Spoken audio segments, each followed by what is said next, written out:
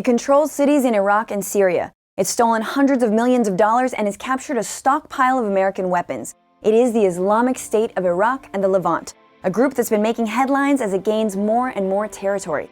But what exactly is ISIL and what's it trying to do? I'm Francesca and this is Cheat Sheet. The origins of ISIL can be traced to 2003 when US-led forces occupied Iraq.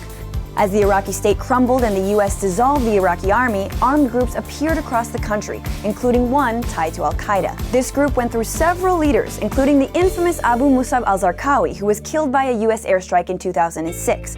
By the time the current leader, Abu Bakr al-Baghdadi, took over in 2010, it had become the Islamic State of Iraq.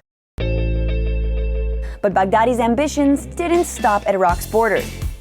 A year into the Syrian civil war, he sent some of his men across the border to join the fight against the Syrian regime.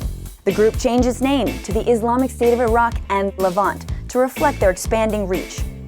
By 2014, it controlled parts of both Iraq and Syria, including oil fields, and has since armed itself with American weapons captured from the Iraqi army.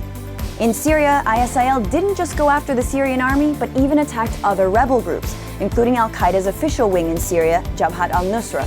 Al-Qaeda wasn't happy about this and ordered Baghdadi's fighters to leave Syria and stick to Iraq.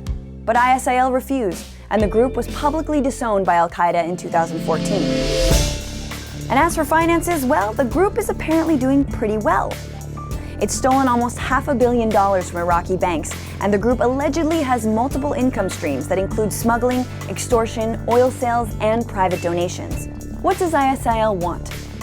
A single Sunni Muslim theocracy that stretches across Syria and Iraq. So their opponents aren't just the governments of those countries, but anyone who doesn't follow their interpretation of Islam. Those who don't, soldiers and Shias especially, have been victims of public executions. Some people who have broken ISIL's social rules have been flogged or crucified.